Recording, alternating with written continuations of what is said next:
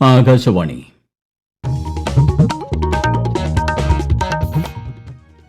നമസ്കാരം. പ്രാദേശിക വാർത്തകൾ വായിക്കുന്നത് ഗോപകുമാർ.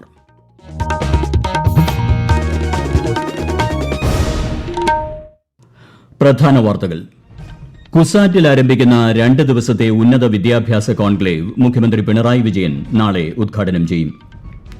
കേരള നിയമസഭ അന്താരാഷ്ട്ര പുസ്തകോത്സവത്തിന് സമാപനം. എല്ലാവരുടെയും കൂട്ടായ പ്രവർത്തനത്തിന്റെ ഫലമാണ് പുസ്തകോത്സവത്തിന്റെ വിജയമെന്ന് സ്പീക്കർ എൻ ഷംസീർ. മകരജ്യോതി ദർശനത്തിനൊരുങ്ങി സന്നിധാനം. ശബരിമലയിലും പരിസര പ്രദേശങ്ങളിലും ജാഗ്രത കർശനം. തൈപ്പൊങ്കൽ പ്രമാണിച്ച് തമിഴ്നാടുമായി അതിർത്തി പങ്കിടുന്ന കേരളത്തിലെ 6 ജില്ലകൾക്ക് നാളെ അവധി. റഷ്യൻ കൂലിപ്പട്ടാളത്തിൽ അകപ്പെട്ട മലയാളി യുവാവ് യുക്രൈൻ റഷ്യ യുദ്ധത്തിൽ കൊല്ലപ്പെട്ടതായി ഇന്ത്യൻ എംബസി.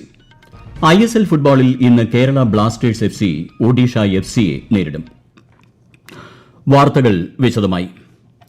കുസാറ്റിൽ ആരംഭിക്കുന്ന ഉന്നത വിദ്യാഭ്യാസ കോൺക്ലേവ് മുഖ്യമന്ത്രി പിണറായി വിജയൻ നാളെ ഉദ്ഘാടനം ചെയ്യും. നാളെയും മറ്റന്നാളുമായി നടക്കുന്ന കോൺക്ലേവ് സംസ്ഥാനത്തിന്റെ ഉന്നത വിദ്യാഭ്യാസ രംഗത്തെ നാഴികക്കല്ലായി മാറുമെന്ന് മന്ത്രി ആർ ബിന്ദു പറഞ്ഞു. കോൺക്ലേവിന് മുന്നോടിയായി സംഘടിപ്പിച്ച ശില്പശാല കൊച്ചിയിൽ ഉദ്ഘാടനം ചെയ്യുകയായിരുന്നു മന്ത്രി.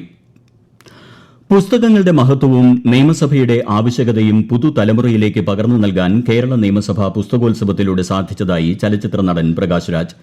കേരള നിയമസഭ അന്താരാഷ്ട്ര പുസ്തകോത്സവത്തിന്റെ 3ാം പതിപ്പിന്റെ സമാപന ചടങ്ങ് തിരുവനന്തപുരത്ത് ഉദ്ഘാടനം ചെയ്യുകയായിരുന്നു അദ്ദേഹം. എല്ലാവരുടെയും കൂട്ടായ പ്രവർത്തനത്തിന്റെ ഫലമാണ് പുസ്തകോത്സവത്തിന്റെ വിജയമെന്ന് സ്പീക്കർ എൻ ഷംസീർ പറഞ്ഞു. ജനാധിപത്യത്തിൽ പീപ്പിൾ ആർ ദ മാസ്റ്റേഴ്സ്, ജനങ്ങളാണ് യജമാനന്മാർ. ആ ജനങ്ങൾ തെരഞ്ഞെടുത്ത പ്രതിനിധികളാണ് ഇതിനകത്തിരിക്കുന്നവർ. സ്വാഭാവികമായും എല്ലാ ദിവസവും അവർക്ക് തുറന്നു കൊടുക്കാൻ സാധിക്കില്ലെങ്കിലും വർഷത്തിലൊരു ചുരുങ്ങിയ ദിവസമെങ്കിലും അവർക്ക് തുറന്നു കൊടുക്കേണ്ടതുണ്ട്. അവർക്ക് യഥേഷ്ടം കടന്നു വരേണ്ടതുണ്ട്. അതിന്റെ ഭാഗമായാണ് നിയമസഭ തുറന്നു കൊടുക്കാനും അവർക്ക് യഥേഷ്ടം കടന്നു വരാനും സാധിക്കുന്ന ഒരു സാഹചര്യം ഇവിടെ സൃഷ്ടിച്ചത്.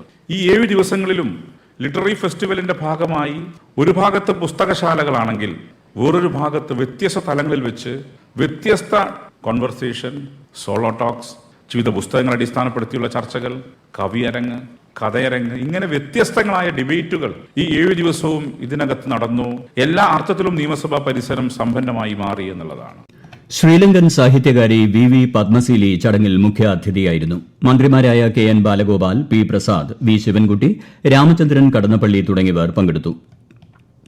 പത്തനംതിട്ടയിൽ വിദ്യാർത്ഥിനി തുടർച്ചയായ ലൈംഗിക പീഡനത്തിന് ഇരയായ സംഭവത്തിൽ കൂടുതൽ കേസുകളെടുത്ത് പോലീസ്. പത്തനംതിട്ട, ഇലവുംതിട്ട, പന്തളം, മലയാലപ്പുഴ എന്നീ 4 പോലീസ് സ്റ്റേഷനുകളിലായി ഇതുവരെ എടുത്ത 29 കേസുകളിലായി 41 പേർ അറസ്റ്റിലായി. പത്തനംതിട്ടയിൽ 13 വയസ്സ് മുതൽ പീഡനം നേരിട്ട പെൺകുട്ടിയെ ബാലാവകാശ കമ്മീഷൻ സന്ദർശിച്ചു. കോന്നിയിലെ ഷെൽട്ടർ ഹോമിലെത്തിയാണ് കുട്ടിയെ കണ്ടത്. കുട്ടിക്ക് ആവശ്യമായ വൈദ്യസഹായം ലഭിക്കുന്നുണ്ട്. ആശ്വാസനിധിയിൽ നിന്നും എത്രയും വേഗം ധനസഹായം അനുവദിക്കാൻ ജില്ലാ ശിശു സംരക്ഷണ ഓഫീസർക്ക് കമ്മീഷൻ നിർദ്ദേശം നൽകി. റഷ്യൻ കൂലിപ്പട്ടാളത്തിൽ അകപ്പെട്ട കൂട്ടനല്ലൂർ സ്വദേശി യുക്രൈൻ റഷ്യ യുദ്ധത്തിൽ കൊല്ലപ്പെട്ടു. കൂട്ടനല്ലൂർ സ്വദേശി ബിനിലാണ് മരിച്ചത്. ഇന്ത്യൻ എംബസിയാണ് മരണവിവരം കുടുംബത്തെ അറിയിച്ചത്. PV അൻവർ നിലമ്പൂർ MLA സ്ഥാനം രാജിവെച്ചു. നിയമസഭാ സ്പീക്കർ AN ഷംസീറിന് അദ്ദേഹം രാജിക്കത്ത് കൈമാറി. കാലാവധി തീരാൻ 1.5 വർഷം ശേഷിക്കെയാണ് രാജി. തൃണമൂൽ കോൺഗ്രസിൽ പ്രവർത്തിക്കുമെന്നും UDF-നായി രംഗത്തിറങ്ങുമെന്നും PV അൻവർ തിരുവനന്തപുരത്ത് വാർത്താസമ്മേളനത്തിൽ പറഞ്ഞു. PV അൻവർ തനിക്കെതിരെ ഉന്നയിച്ച ആരോപണത്തിന് പൊതുസഭയിൽ മാപ്പ് പറഞ്ഞത് സ്വീകരിക്കുന്നതായി പ്രതിപക്ഷ നേതാവ് VD സതീശൻ. മുഖ്യമന്ത്രിക്കും ഓഫീസിനുമെതിരായ അൻവറിന്റെ ആരോപണങ്ങൾക്ക് പിന്നിൽ CPI-M ഉന്നത നേതൃത്വമാണെന്ന് പ്രതിപക്ഷം നേരത്തെ പറഞ്ഞിരുന്നതാണെന്നും സതീശൻ പറഞ്ഞു. അതേസമയം അൻവറിന്റെ പാർട്ടി മാറ്റം ഒരു രാഷ്ട്രീയ ചലനവും കേരളത്തിലുണ്ടാക്കില്ലെന്ന് CPI-M സംസ്ഥാന സെക്രട്ടറി MV ഗോവിന്ദൻ പ്രതികരിച്ചു. ഈ വാർത്തകൾ ആകാശവാണിയിൽ നിന്ന്. ആകാശവാണി വാർത്തകളും വാർത്താ അധിഷ്ഠിത പരിപാടികളും all India radio news Thiruvananthapuram YouTube ചാനലിലും @all India radio news Thiruvananthapuram Facebook പേജിലും AIR ന്യൂസ് തിരുവനന്തപുരം ഇൻസ്റ്റഗ്രാം അക്കൌണ്ടിലും @AIR ന്യൂസ്_TVM X ഹാൻഡിലും ലഭ്യമാണ്. 2025 ഹജ്ജ് കരാറിൽ കേന്ദ്ര ന്യൂനപക്ഷകാര്യമന്ത്രി കിരൺ റിജിജുവും സൌദി അറേബ്യയുടെ ഹജ്ജ് ഉംറ മന്ത്രി തൌഫീഖ് ബിൻ ഫൌസാൻ അൽ റബിയയും ഒപ്പുവച്ചു. ഹജ്ജ് സീസണിലേക്ക് ഇന്ത്യയിൽ നിന്നുള്ള 1,75,025 തീർത്ഥാടകരുടെ കോട്ട ഉറപ്പാക്കുന്നതാണ് കരാർ. മകരവിളക്കിനായി പൂർണ്ണ സജ്ജമായി ശബരിമല. സന്നിധാനവും പരിസര പ്രദേശങ്ങളും ഭക്തരാൽ നിറഞ്ഞു. നാളെ രാവിലെ 8:55 മകരസംക്രമ അഭിഷേകം നടക്കും. പന്തളത്ത് നിന്നും ഇന്നലെ പുറപ്പെട്ട തിരുവാഭരണ ഘോഷയാത്ര നാളെ വൈകിട്ടോടെ സന്നിധാനത്തെത്തും. വിശദാംശങ്ങളുമായി ആകാശവാണി പത്തനംതിട്ട ജില്ലാ പ്രതിനിധി ശ്രീജി എസ് ശ്രീധർ. അയ്യന്റെ സന്നിധാന പരിസര പ്രദേശങ്ങളിലായി പർണശാലകൾ കെട്ടി നാളത്തെ മകരവിളക്ക് ദിനത്തിനായി കാത്തിരിക്കുകയാണ് ഭക്തജനങ്ങൾ.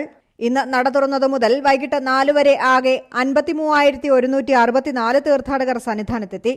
സുരക്ഷിത തീർത്ഥാടനം സാധ്യമാക്കാൻ കൃത്യമായ നിയന്ത്രണങ്ങൾ ഏർപ്പെടുത്തിയിട്ടുണ്ട്. നാളെ രാവിലെ 8:30 മുതൽ 8:55 വരെ മകരസംക്രമ പൂജ നടക്കും. നാളെ രാവിലെ 10 മുതൽ വൈകിട്ട് 6 വരെ പമ്പയിൽ നിന്ന് തീർത്ഥാടകരെ സന്നിധാനത്തേക്ക് കയറ്റിവിടില്ല. എരുമേലി പേട്ടതുള്ളിയെത്തിയ അമ്പലപ്പുഴ ആലങ്ങാട്ട് സംഘങ്ങൾ മകരവിളക്കിന് മുന്നോടിയായി പമ്പയിൽ നടത്തുന്ന ചടങ്ങായ പമ്പ സദ്യ, പമ്പ വിളക്ക് എന്നിവയും ഇന്ന് നടന്നു. പമ്പയിൽ ദീപം തെളിച്ചു നടന്ന പമ്പ വിളക്കിൽ 100 കണക്കിന് ഭക്തർ പങ്കെടുത്തു. മകരജ്യോതി ദർശനത്തിനായി ജില്ല പൂർണ്ണ സജ്ജമായതായി ഇടുക്കി ജില്ലാ കളക്ടർ. പുല്ലുമേട്, പാഞ്ചാലിമേട്, പരുന്തുംപാറ എന്നിവിടങ്ങളിൽ ജില്ലാ കളക്ടർ ഉൾപ്പെട്ട സംഘം സന്ദർശനം നടത്തി. വിവിധ വകുപ്പുകളുടെ നേതൃത്വത്തിൽ ഭക്തർക്കായി വിപുലമായ സൌകര്യങ്ങളാണ് ഏർപ്പെടുത്തിയിരിക്കുന്നതെന്ന് അവസാനവട്ട ഒരുക്കങ്ങൾ വിലയിരുത്തിയ ശേഷം കളക്ടർ വാർത്താസമ്മേളനത്തിൽ പറഞ്ഞു. ഈ വർഷത്തെ ഹരിവരാസനം പുരസ്കാരം കവിയും ഗാനരചയിതാവും സംഗീത സംവിധായകനുമായ കൈതപ്രം ദാമോദരൻ നമ്പൂതിരിക്ക് നാളെ സമ്മാനിക്കും. ശബരിമല സന്നിധാനം ശാസ്ത ഓഡിറ്റോറിയത്തിൽ നടക്കുന്ന ചടങ്ങിൽ മന്ത്രി വി എൻ വാസവൻ പുരസ്കാരം സമ്മാനിക്കും. തൈപ്പൊങ്കൽ പ്രമാണിച്ച് തമിഴ്നാടുമായി അതിർത്തി പങ്കിടുന്ന കേരളത്തിലെ 6 ജില്ലകൾക്ക് നാളെ അവധി പ്രഖ്യാപിച്ചു.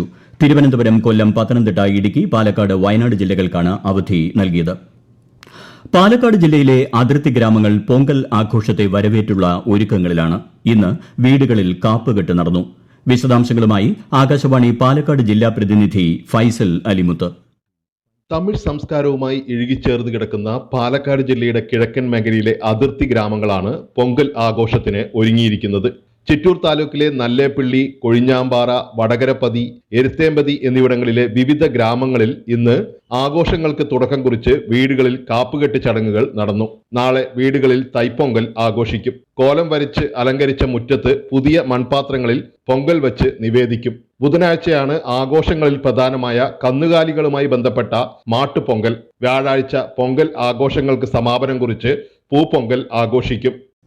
തൃശൂർ പീച്ചി ഡാം റിസർവോയറിൽ വീണ് പരിക്കേറ്റ് ചികിത്സയിലായിരുന്ന 4 വിദ്യാർത്ഥികളിൽ രണ്ടാമത്തെയാളും മരിച്ചു. പട്ടിക്കാട് സ്വദേശി ആൻ ഗ്രേസ് ആണ് മരിച്ചത്. പട്ടിക്കാട് സ്വദേശി 16 വയസ്സുള്ള അലീന ഇന്ന് പുലർച്ചെ മരിച്ചിരുന്നു. മറ്റ് 2 പേരുടെയും നില ഗുരുതരമായി തുടരുകയാണ്. ISL ഫുട്ബോളിൽ ഇന്ന് കേരള ബ്ലാസ്റ്റേഴ്സ് FC ഒഡീഷ FCയെ നേരിടും. കൊച്ചി ജവഹർലാൽ നെഹ്റു സ്റ്റേഡിയത്തിൽ രാത്രി 7:30-നാണ് മത്സരം. ഇന്ന് നടക്കുന്ന ISL ഫുട്ബോൾ മത്സരത്തിന്റെ ഭാഗമായി കാണികളുടെ യാത്ര സുഗമമാക്കാൻ കൊച്ചി മെട്രോ സർവീസ് സമയം നീട്ടി. ഇന്ന് രാത്രി 9:30 മുതൽ 11 മണി വരെ ജവഹർലാൽ നെഹ്റു സ്റ്റേഡിയത്തിൽ നിന്നും 10 സർവീസുകൾ ആലുവയിലേക്കും തൃപ്പൂണിത്തുറയിലേക്കും ഉണ്ടാകും. തിരുവനന്തപുരം നെയ്യാറ്റിൻകര ഗോപൻ സ്വാമിയുടെ ദുരൂഹ സമാധി തൽക്കാലം തുറന്നു പരിശോധിക്കില്ല. കുടുംബാംഗങ്ങളുടെ പ്രതിഷേധത്തിന് പിന്നാലെ നാട്ടുകാരും പ്രതിഷേധവുമായി രംഗത്തെത്തിയതോടെയാണ് കല്ലറ പൊളിച്ച് പരിശോധിക്കാനുള്ള നീക്കം തൽക്കാലത്തേക്ക് നിർത്തിവച്ചത്. കുടുംബവുമായി ചർച്ച നടത്തിയെന്നും കല്ലറ പൊളിക്കാൻ കുറച്ചുകൂടി സമയം വേണ്ടിവരുമെന്നും സബ് കളക്ടർ പറഞ്ഞു. കേന്ദ്രമന്ത്രി ജോർജ് കുര്യന്റെ നിവേദനം പരിഗണിച്ച് പുനലൂർ കന്യാകുമാരി പാസഞ്ചർ ട്രെയിനിന് പറവൂരിൽ സ്റ്റോപ്പ് അനുവദിച്ചതായി റെയിൽവേ മന്ത്രാലയം അറിയിച്ചു. കഴിഞ്ഞ വർഷം സെപ്റ്റംബറിൽ ശ്രീ ജോർജ് കുര്യൻ കേന്ദ്ര റെയിൽവേ മന്ത്രി അശ്വിനി വൈഷ്ണവിനെ കണ്ട് നിവേദനം സമർപ്പിച്ചിരുന്നു. കേരളത്തിൽ ഒറ്റപ്പെട്ട ഇടങ്ങളിൽ ഇന്നു മുതൽ വ്യാഴാഴ്ച വരെ ഇടിമിന്നലോടുകൂടിയ മഴയ്ക്ക് സാധ്യതയുണ്ടെന്ന് കേന്ദ്ര കാലാവസ്ഥാ വകുപ്പ് അറിയിച്ചു. രാജ്യത്തെ ഓഹരി വിപണികളിൽ നഷ്ടം. ബോംബെ ഓഹരി സൂചിക സെൻസെക്സ് 1048 പോയിന്റ് നഷ്ടത്തിൽ 76,330-ലും ദേശീയ ഓഹരി സൂചിക നിഫ്റ്റി 345 പോയിന്റ് കുറഞ്ഞ് 23,085-ലും വ്യാപാരം അവസാനിപ്പിച്ചു. പ്രഥമ ഖോ-ഖോ ലോകകപ്പിന് ഇന്ന് ന്യൂഡൽഹിയിലെ ഇന്ദിരാഗാന്ധി ഇൻഡോർ സ്റ്റേഡിയത്തിൽ തുടക്കമാകും. പുരുഷ വനിതാ വിഭാഗങ്ങളിലായി 24 രാജ്യങ്ങൾ പങ്കെടുക്കും. ഇന്ന് രാത്രി 8:30-ന് ആതിഥേയരായ ഇന്ത്യയും നേപ്പാളും ഏറ്റുമുട്ടും. പ്രധാന വാർത്തകൾ വീണ്ടും. കുസാറ്റിൽ ആരംഭിക്കുന്ന 2 ദിവസത്തെ ഉന്നത വിദ്യാഭ്യാസ കോൺക്ലേവ് മുഖ്യമന്ത്രി പിണറായി വിജയൻ നാളെ ഉദ്ഘാടനം ചെയ്യും. കേരള നിയമസഭ അന്താരാഷ്ട്ര പുസ്തകോത്സവത്തിന് സമാപനം. എല്ലാവരുടെയും കൂട്ടായ പ്രവർത്തനത്തിന്റെ ഫലമാണ് പുസ്തകോത്സവത്തിന്റെ വിജയമെന്ന് സ്പീക്കർ എൻ ഷംസീർ. മകരജ്യോതി ദർശനത്തിനൊരുങ്ങി സന്നിധാനം. ശബരിമലയിലും പരിസര പ്രദേശങ്ങളിലും ജാഗ്രത കർശനം. തൈപ്പൊങ്കൽ പ്രമാണിച്ച് തമിഴ്നാടുമായി അതിർത്തി പങ്കിടുന്ന കേരളത്തിലെ 6 ജില്ലകൾക്ക് നാളെ അവധി. റഷ്യൻ കൂലിപ്പട്ടാളത്തിൽ അകപ്പെട്ട മലയാളി യുവാവ് യുക്രൈൻ റഷ്യ യുദ്ധത്തിൽ കൊല്ലപ്പെട്ടതായി ഇന്ത്യൻ എംബസി. ISL ഫുട്ബോളിൽ ഇന്ന് കേരള ബ്ലാസ്റ്റേഴ്സ് FC ഒഡീഷ FCയെ നേരിടും. പ്രാദേശിക വാർത്തകൾ കഴിഞ്ഞു. അടുത്ത വാർത്താ പ്രക്ഷേപണം രാത്രി 7:25-ന്.